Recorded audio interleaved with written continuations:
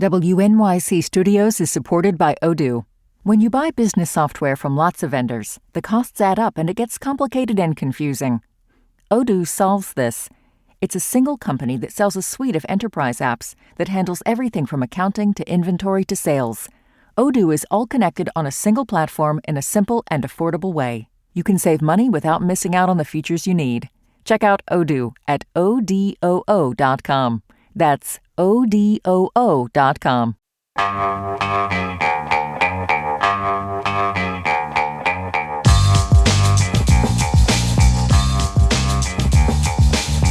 It's the Brian Lehrer Show on WNYC. Good morning, everyone. On today's show, as Governor Hochul gets ready for her State of the State address tomorrow, we will talk about mobilizing the Mamdani campaign volunteers for promoting his policies in Albany, maybe more effectively than politicians did in the past, but also a take from a sympathetic journalist and college professor who argues that his base needs to avoid getting in the way of his success. That'll be with Eric Blank, writer for The Nation and Jacobin and a Rutgers professor. Also today, this should be interesting, an exit interview with New Jersey's outgoing Attorney General, Matt Platkin. You know, it's January 20th when the new governor, Mikey Sherrill, will be sworn in and a new Attorney General.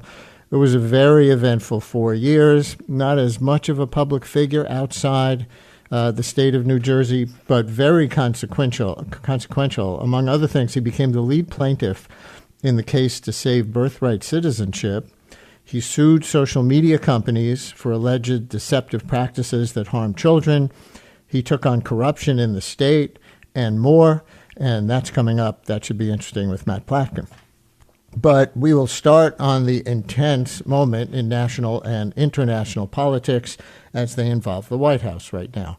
President Trump gave a long interview to 4 New York Times reporters. Maybe you heard that. It was recorded.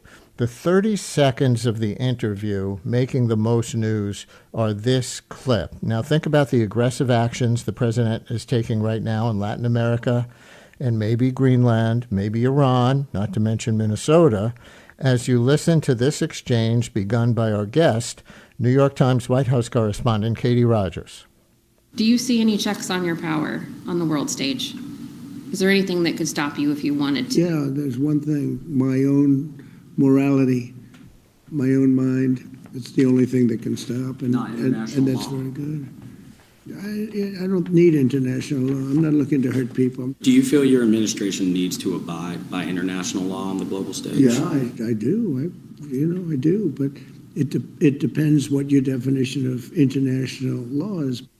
President Trump with 4 New York Times reporters saying the only thing that can stop him is his own morality, his own mind, and that's a good thing. The reporter who began that line of questioning joins us now. It is Katie Rogers, White House correspondent for The Times.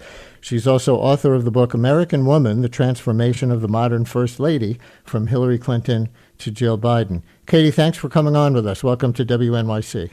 Thank you so much for having me. I'm happy to be here. Before we get to that clip, why do you think the president gave a 2-hour interview to a team of New York Times reporters? He generally expresses a lot of disdain for the Times and gets his message out far and wide through social media and Fox and right-wing influencers, et cetera. So why do you think he even did this? That is a great question, and it's interesting, right? I think you know about Trump's biography. A lot of us do. He is a New Yorker. He is a guy from Queens at heart. And he is somebody, if you understand this about Trump, it's almost as important as understanding that the president really thrives on what he views as positive news coverage. And in his mind, he understands that there was a period in his life where he was getting great coverage, in his estimation from the Times. The architectural critics were writing about his buildings.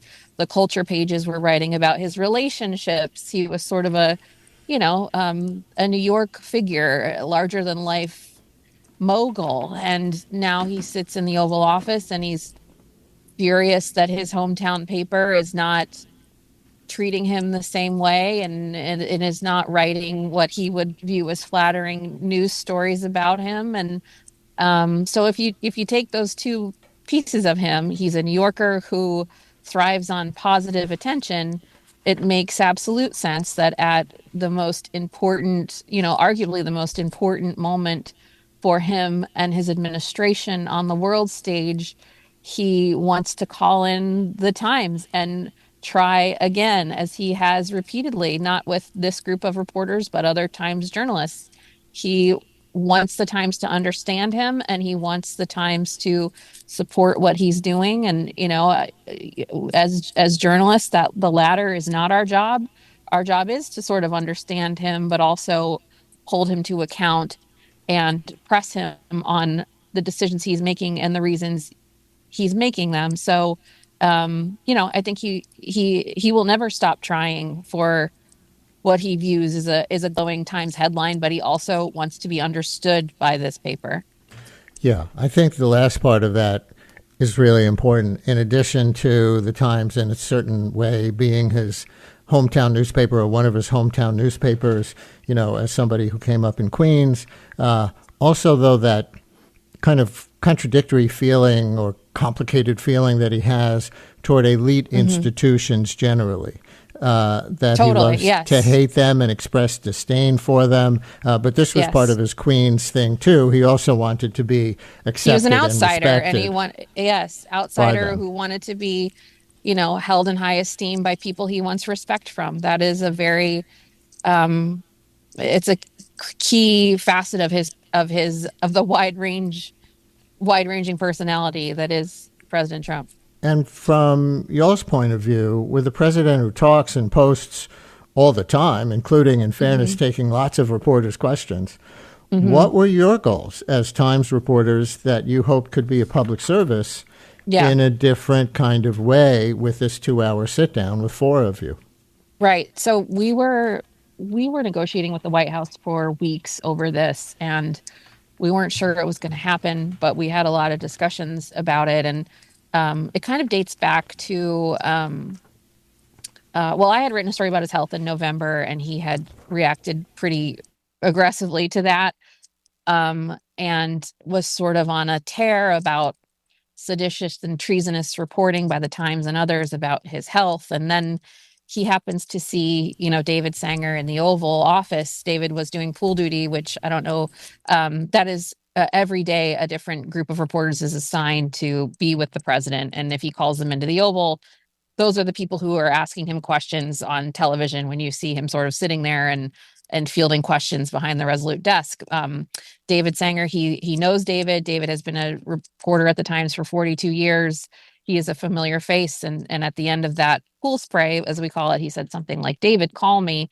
And we, use that as an opening to sort of leverage his interest in wanting David in particular to understand him, to having a full-fledged interview. And as we were negotiating with the White House and preparing for this interview, which I have to say, the whole might of the New York Times newsroom was, there were 4 of us in there, but everybody, I think, feels some ownership of this, because the people who prepared us in these meetings, we talked a lot with people on the Daily and video journalists and the like about what we could get from the president that went beyond his normal daily, rat-a-tat pool spray in the Oval, or, in front of a helicopter where the rotors are super loud and you can't hear him. And there are also, journalists who are there to prop him up and compliment him. So with all that taking into account, we were really laser focused on trying to make news that people might not have heard before. Ask the president about his job, about his thinking, how he makes decisions. And we knew that we needed to ask him simple questions. We covered a lot of news of the day, but I think, my question for him about power, which, by the way, again, was workshopped ahead of time with a lot of other journalists, was meant to sort of get a different answer out of him, as introspective as he can be about something like that. And I think all of that preparation and talking about how we could do this interview differently paid off, I think, with having him, think about what he was doing a little more deeply than in the Oval, where he's very much on guard and on camera, and that's a crucial difference too.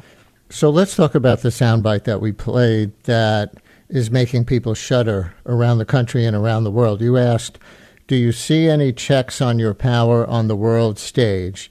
Is there anything that could stop you if you wanted to? And the president said, yeah, there is one thing, my own morality, my own mind. It's the only thing that can stop me, and that's very good, unquote. So, Katie, were you asking that question, expecting a certain response, and did that response, how far he went in that response, surprise you?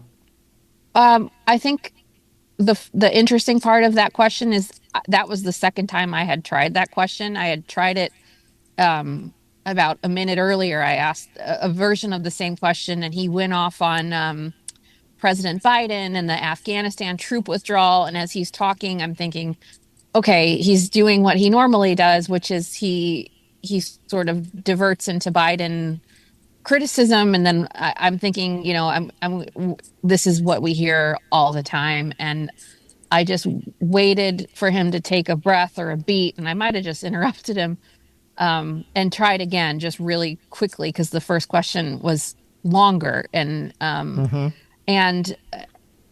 just point that out because he listens for keywords, and then he goes to what he normally says, and I tried again, and I think that time it got through to him what I was asking, and he answered that way, and it did not surprise me. It didn't surprise me that he said that. I think that is how he views the world. That is how he views the presidency and his role. He is the arbiter. He told Zolan, my colleague who followed up with the international law question, and he had to do it twice, by the way.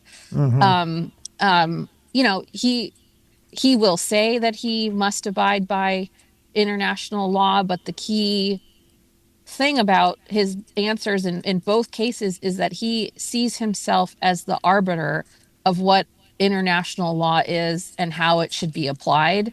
And that is a seriously crystal clear window into how he is operating the presidency this term compared to his first.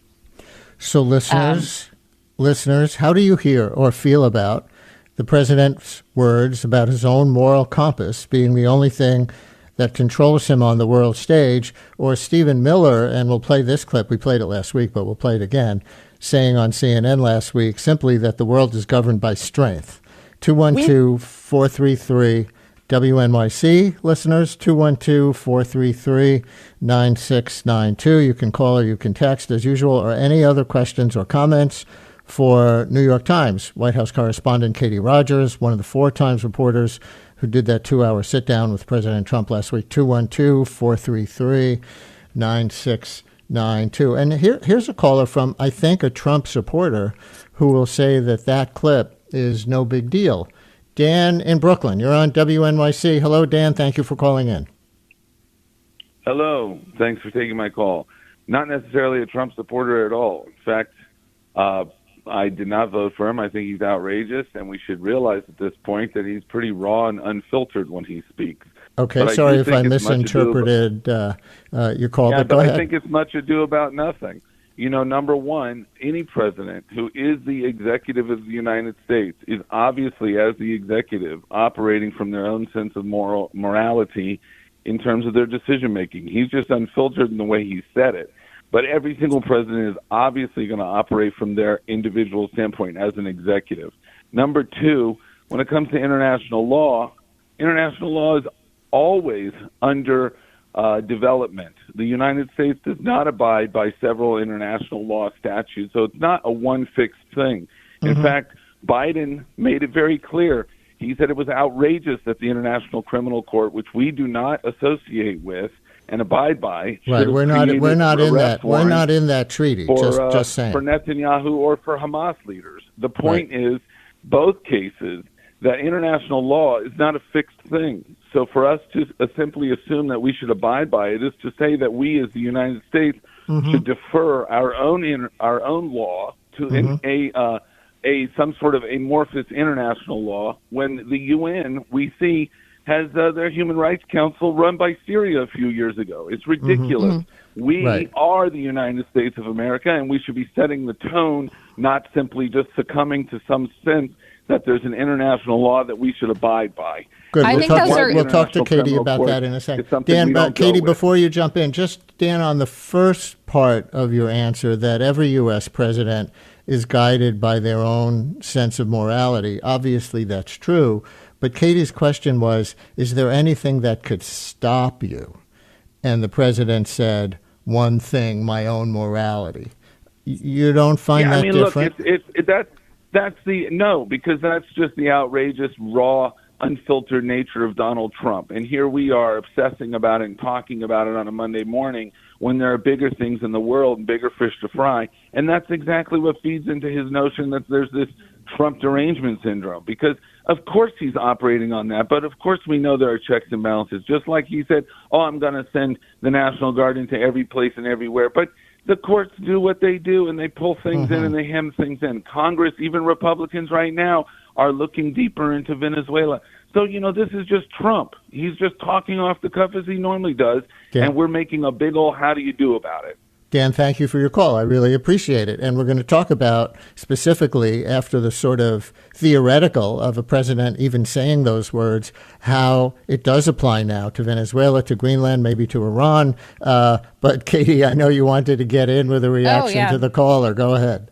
No, I think that's a fair reaction to what the president said, but I think that there are a few major points I'd make, and one of them is the president has fewer people around him than he used to have in the first term. He had a wider array of advisors who were all conservative, there were four-star generals, there were people deeply versed in foreign policy around him.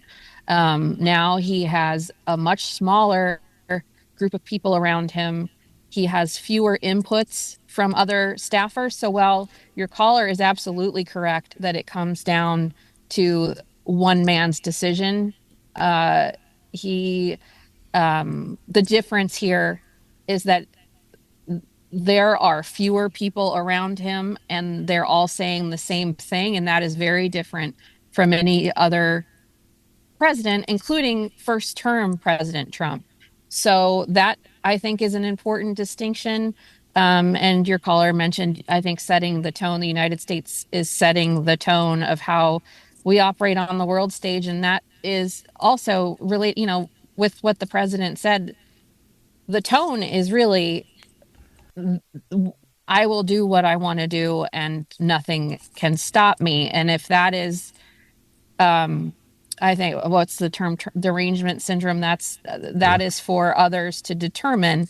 But the reality here is that this president has fewer checks. And I think your caller mentioned Congress. Congress has not functioned as much of a check on the president. In fact, they introduced the War Powers resolution a day after this interview. And Senator Rand Paul said it was in part because of the president's comments. So people who are not suffering from this syndrome are hearing this and are concerned, given, and again, the caller mentioned bigger fish to fry. I don't know what is a bigger fish to fry than possible military conflict with Iran, ousting the leader of Venezuela, threatening Cuba, threatening to take Greenland from Denmark, which is a NATO ally, which would lead to the disbanding of NATO. So I understand the impulse to say this is just how he talks. That is also how people explain him away.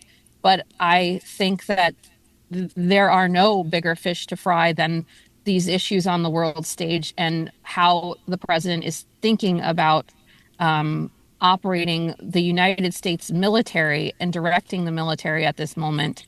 That is very important.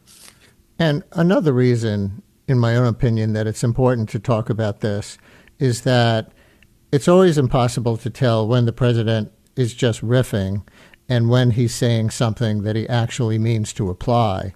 That might be alarming, right? And it's so alarming to many people who hear those words because they are practically the very definition of autocracy.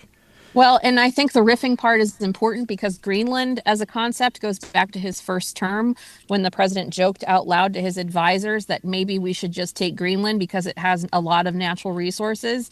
And at the time, he had advisors around him that were they had to humor him and say, yes, sir, we'll look into this. But they thought that was impossible at the time. And what the president often does is say things so frequently and so often that he normalizes the idea. And now, years later, we are in a very real international engagement, a diplomatic engagement with a NATO ally over whether or not the United States will take Greenland by force. On the question of the advisors, the president's answer did echo something that his senior aide Stephen Miller said to Jake Tapper on CNN last week, that many people are also finding so frightening, and that it sounds like the words of a dictator. Here's that clip.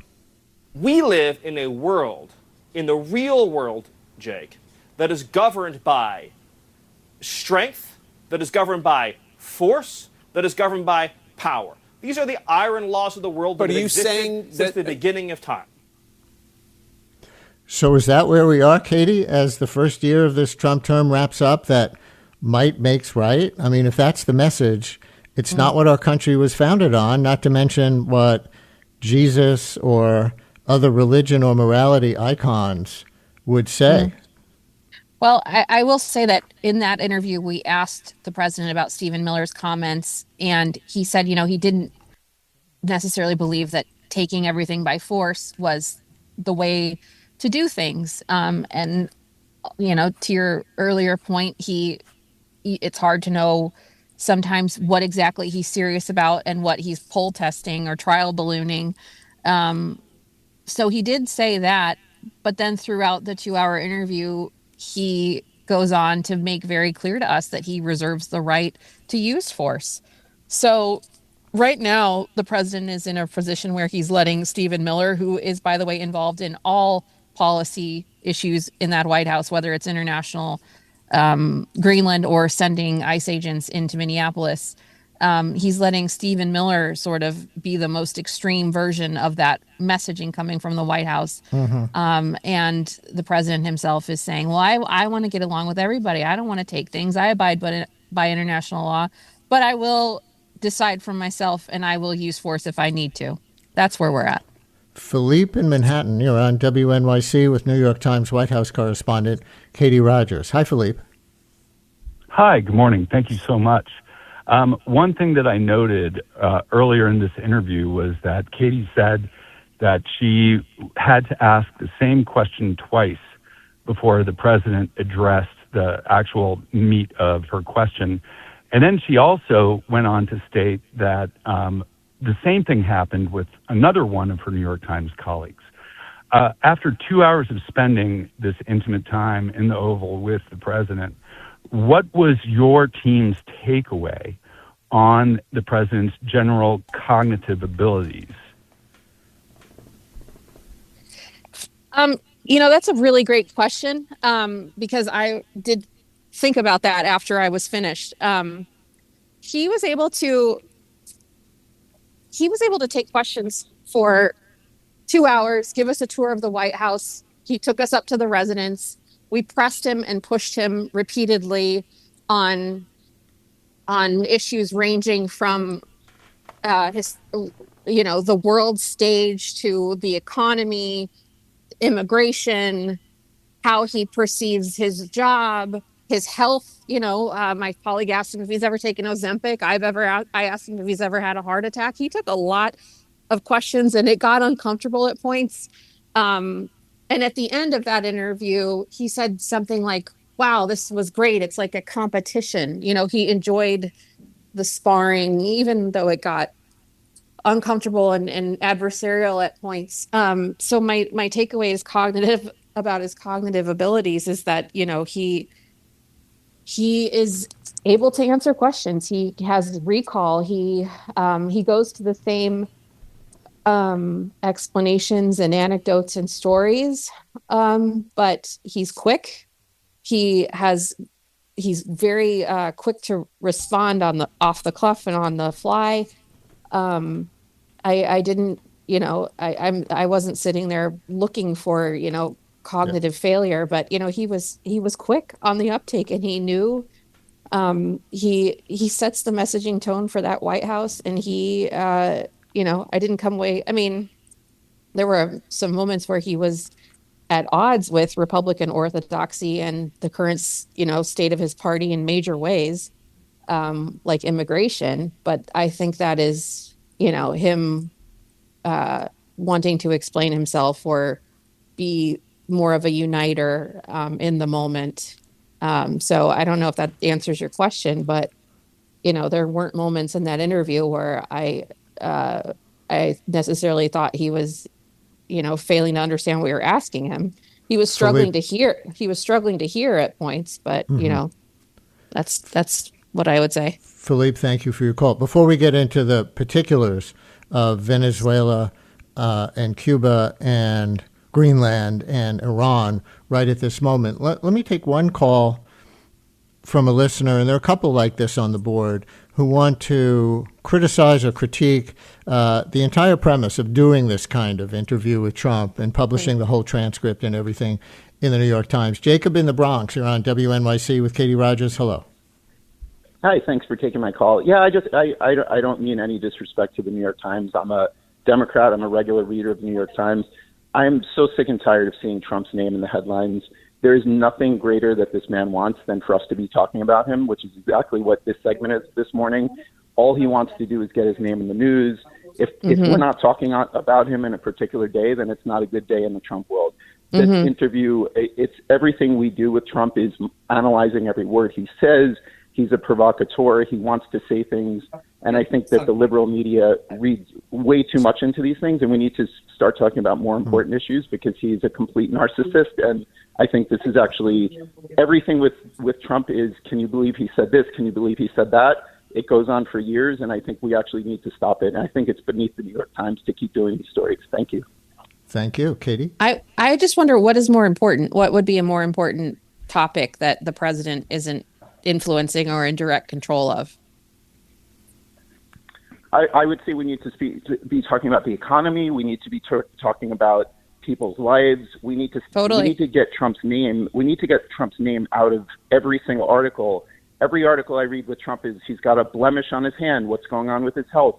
He said this. He can shoot people in the street. If we just keep following the same routine of every time he said something provocative, we dedicate a whole segment on public radio towards it, we're going to be talking about him till the end of time, which is feeding exactly into what he wants.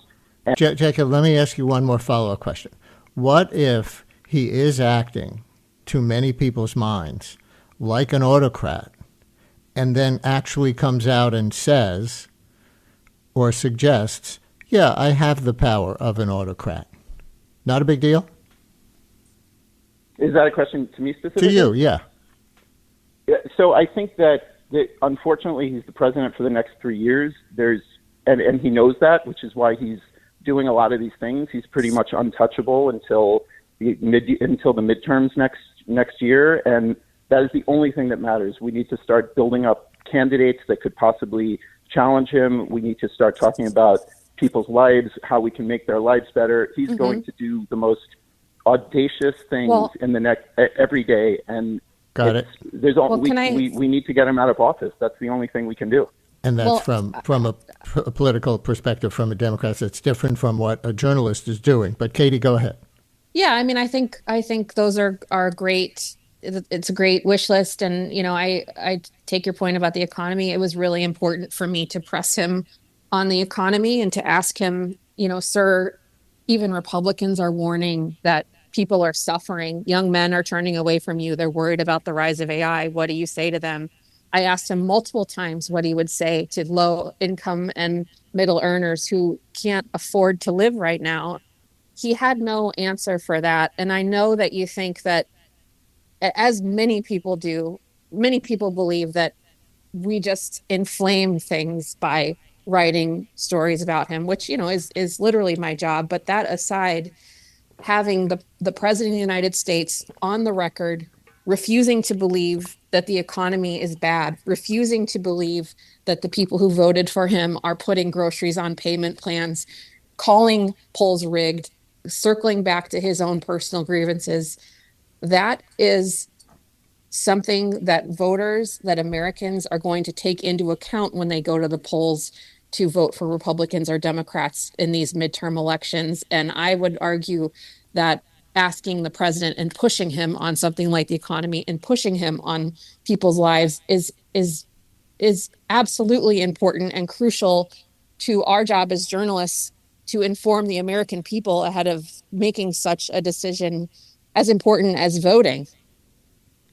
We'll continue with Katie Rogers, White House correspondent for The Times, and get to the Venezuela situation as it continues to unfold, the president's new threat against Cuba and possibly Iran. How many military fronts is he actually going to open in the next few days, maybe? And maybe more of your calls and texts if we have time. Stay with us. Brian Lehrer on WNYC as we continue with New York Times White House correspondent Katie Rogers. You have a Times article published yesterday, headline, Trump says Cuba will no longer get oil or money from Venezuela.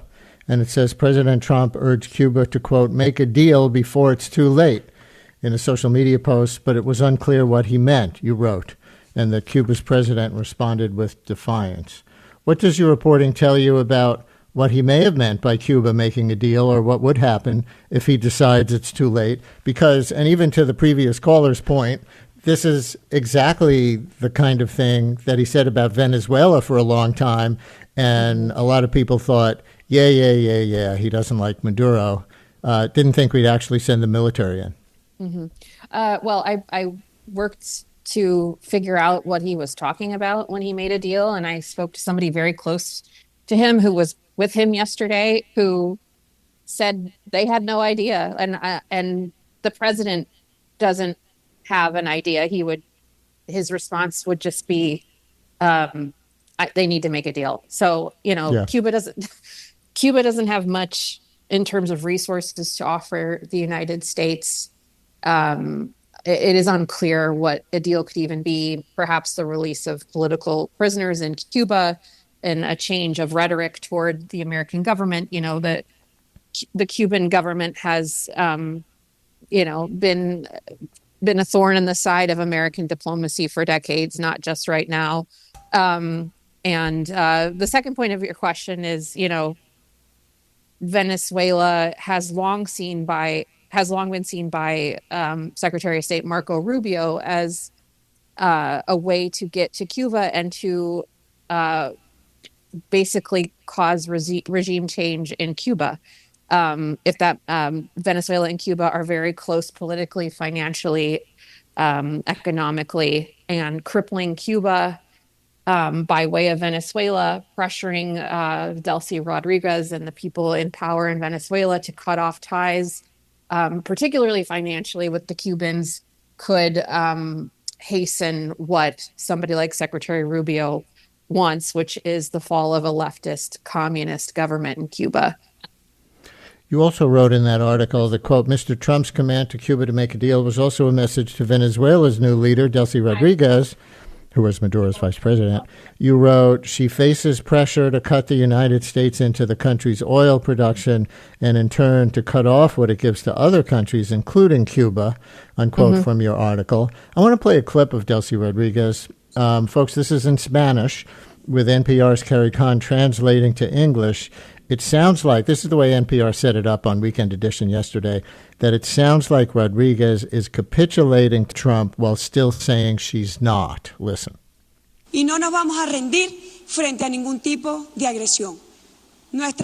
We will not surrender in the face of aggression, she says, while adding, our hands are open to all countries in cooperation, including for energy agreements.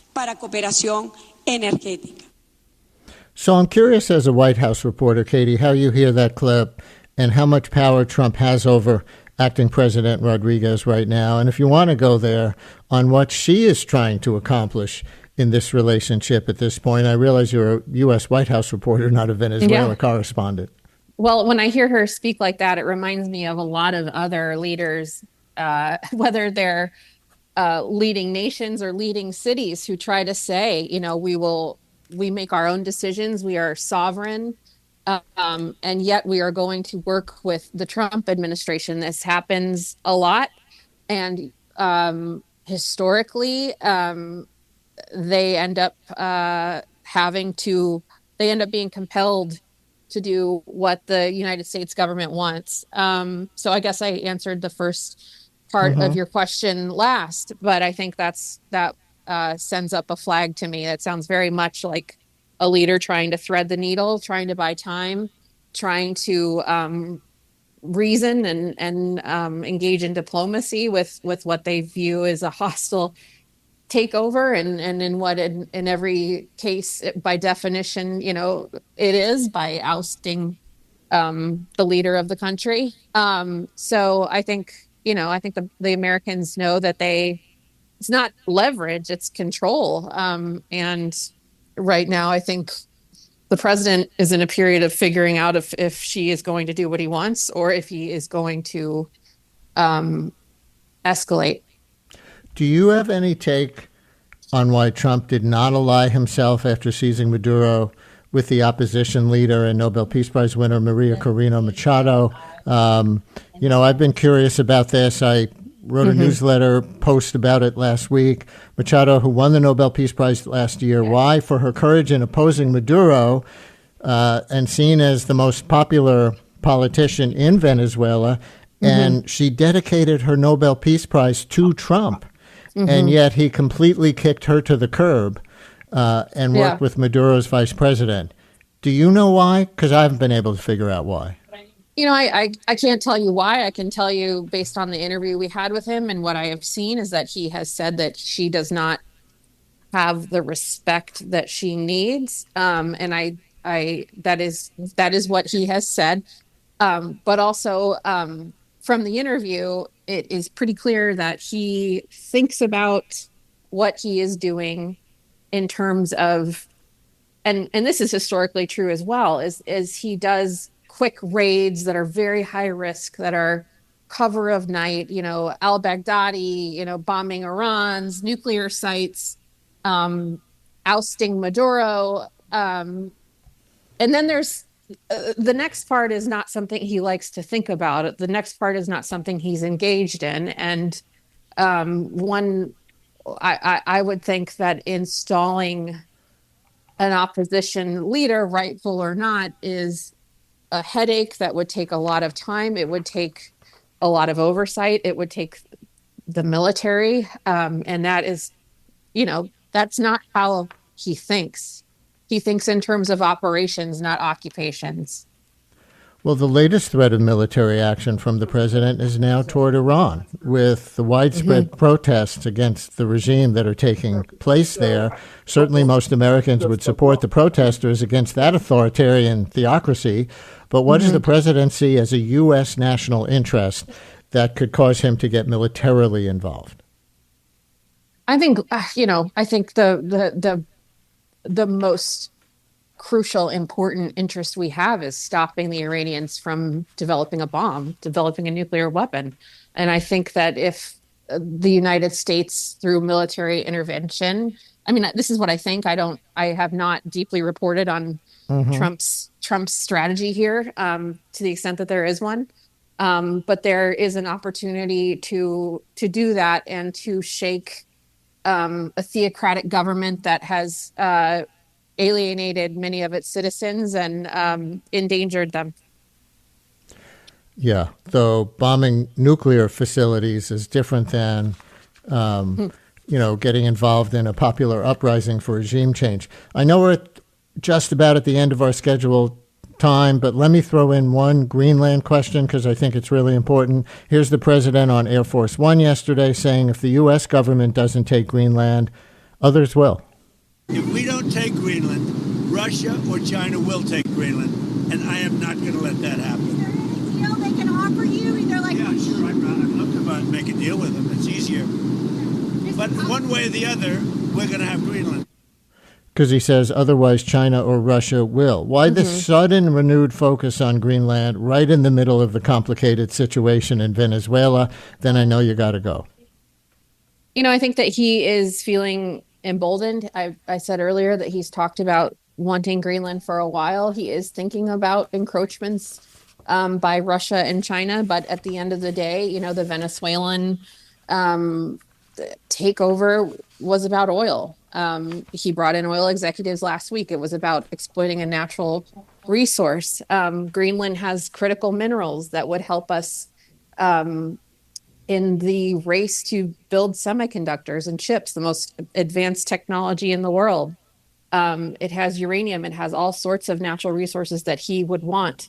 So while he uses national security as an explanation for they're not interventions, for these operations and occupations, he understands that there are exploitable resources that the United States could use to its advantage. Katie Rogers, White House correspondent for The Times. She was one of 4 Times reporters in that 2-hour interview with Trump last week. She is also author of the book, American Woman, The Transformation of the Modern First Lady, from Hillary Clinton to Jill Biden. As I swallowed the wrong way, excuse me. Katie, thank you very much. All right. Thank you so much. Bye. Brian Lehrer on WNYC. And to the earlier caller's point about everybody talks about Trump, as you know, that's not the only thing we do on this show, though we feel it's important to scrutinize the president and hold him accountable for his words and actions. So we are still to talk about Mayor Mamdani next, New Jersey Attorney General Matt Platkin after that, and more. Stay with us. Since WNYC's first broadcast in 1924, we've been dedicated to creating the kind of content we know the world needs. Since then, New York Public Radio's rigorous journalism has gone on to win a Peabody Award and a DuPont Columbia Award, among others. In addition to this award-winning reporting, your sponsorship also supports inspiring storytelling and extraordinary music that is free and accessible to all. To get in touch and find out more, visit sponsorship.wnyc.org.